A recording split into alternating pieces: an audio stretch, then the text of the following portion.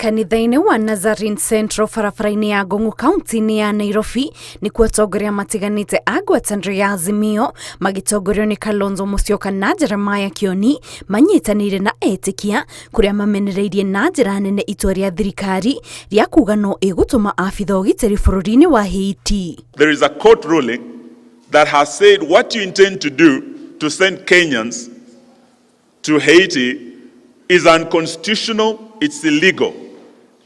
You are defying your own courts and defying the supreme law of the land, which is your constitution.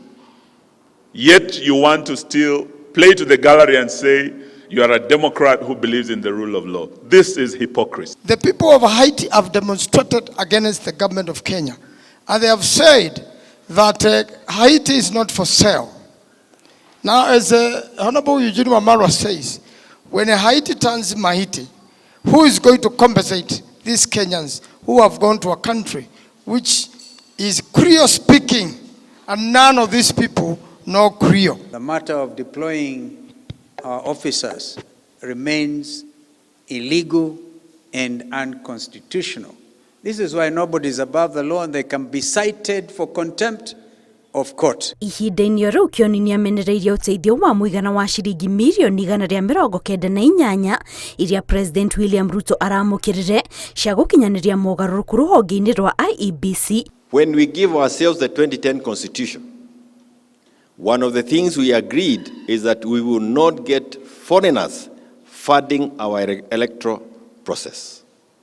He's already gone outside those understandings, and they are going to give us equipment. When they give us equipment, the outcome will be what they desire, not what we desire as Kenyans. We need to be very careful. Atongoria ya oho nĩ mathiĩte na mbere kũmenereria watho wa kĩgĩna wa mwaka wa 2024 na 2025 makiuga ũgũka kũhinyĩrĩria a Kenya makĩria. What I'm encouraging the National Assembly against this proposed finance bill, which want to make lives of Kenyans harder, is that they stand and reject this bill, which is going to make Kenyans suffer very much. Ngĩribotera Inooro TV, njĩtagwo Kate Muthoni.